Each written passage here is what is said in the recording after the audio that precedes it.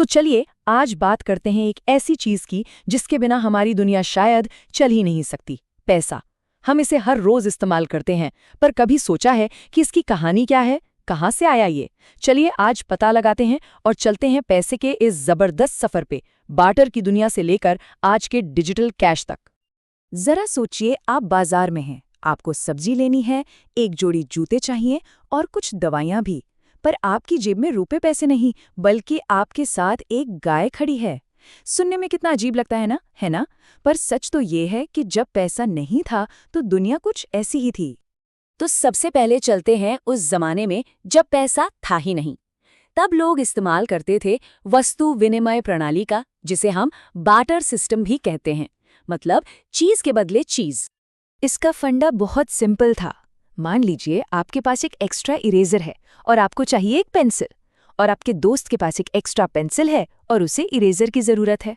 तो बस आप दोनों ने अदला बदली कर ली और दोनों का काम हो गया। यही था बार्टर का सीधा साधा हिसाब किताब।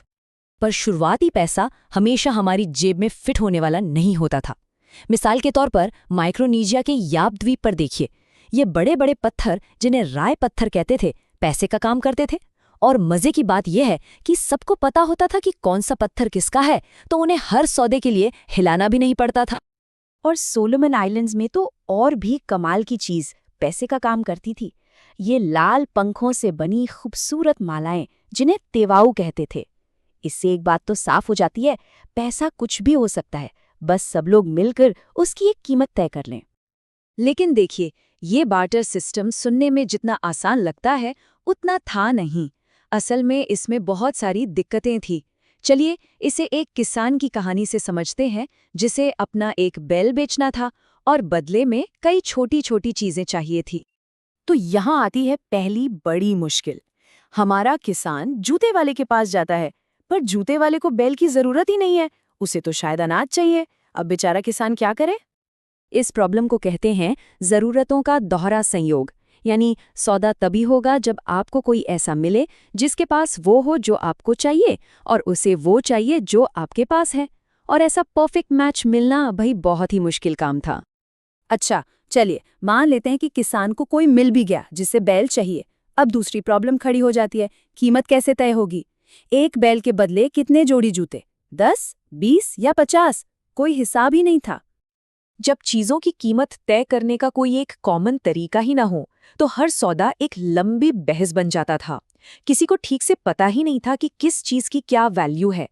इससे व्यापार करना बहुत मुश्किल और अक्सर बेइंसाफी भरा होता था। और एक और बहुत बड़ी मुश्किल, किसान को जूते भी चाहिए, एक स्वेटर भी और दवाइयां भी। ये सब अलग अलग लोगों से।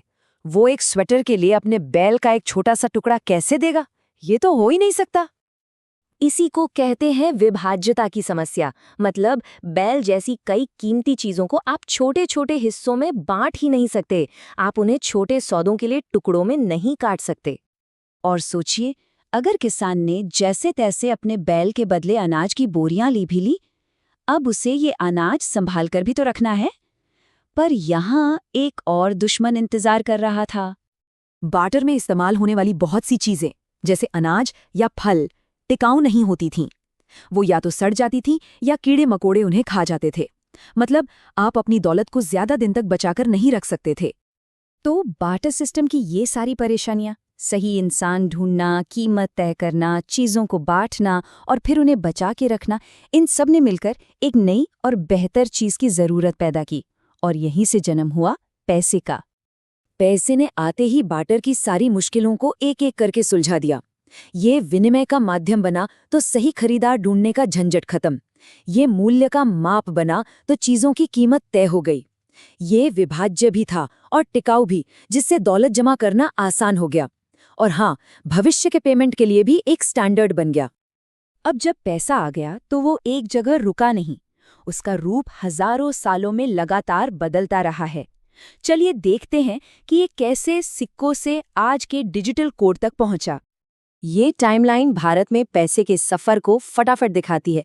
देखिए, 6000 ईसा पूर्व बार्टर से कहानी शुरू हुई, फिर कौड़ियाँ आईं, फिर धातु के सिक्के, फिर कागज के नोट और फिर आए प्लास्टिक कार्ड और आज का यूपीआई। धातु के सिक्के सच में एक बहुत बड़ा बदलाव थे। आप देख सकते हैं, एक तरफ भारत के सबसे पुराने सिक्के हैं और दूसरी तरफ आज के। आइडिया वही है, धातु का एक स्टैंडर्ड टुकड़ा, लेकिन टेक्नोलॉजी और डिजाइन में जमीन आसमान का फर्क आ गया है। सिक्कों ने कई परेशानियां तो दूर कर दी, पर एक नई मुश्किल खड़ी कर दी। बहुत सारे सिक्के लेकर चलना भारी भी था और खतरनाक भी। सोचिए, कोई बड़ी चीज खरीदने के लिए बोरियों में सिक्के भरकर ले जाने पड़ते थे। एक बेहतर तरीके की जरूरत तो थी, और वो बेहतर तरीका था कागज की करेंसी। बाईं तरफ भारत के शुरुआती नोटों में से एक है और दाईं तरफ आज का 50 रुपए का नोट। इसने बड़े बड़े लेन देन को चुटकियों में आसान और सुरक्षित बना दिया। तो सिक्कों और नोटों के बाद अब हम एक और बहुत बड़े बदलाव के बीच में हैं। हम एक ऐसी दुनिया की तरफ बढ़ रहे हैं जहां पैसा अब दिखता नहीं, वो पूरी तरह से डिजिटल हो चुका है। कृष्णप्पा जैसे फल बेचने वाले की कहानी को ही देखिए। अब वो कैश पर निर्भर नहीं है।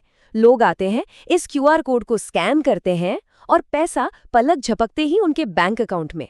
पैसा अब अदृश्य हो गया है, हमारे फोन में सिर्फ एक डेटा बनकर। तो हम आ पहुंचे हैं बार्टर से लेकर तुरंत होने वाले न दिखने वाले डिजिटल पेमेंट तक। ये सफर वाकई कमाल का रहा है, पर ये हमें एक बहुत जरूरी सवाल पर लाकर छोड़ देता है। जैसे जैसे पैसा पूरी तरह डिजिटल और अदृश्य होता जा रहा है, हम सहूलियत और स्पीड के तौर पर क्या पा रहे हैं और शायद प्राइवेसी या पैसे की असली समझ के तौर पर क्या खो रहे हैं। ये एक ऐसा सवाल है जिसके बारे में हम सबको सोचना चाहिए, क्योंकि पैसे की कहानी का अगला चैप्टर हम सब मिलकर लिख रहे हैं।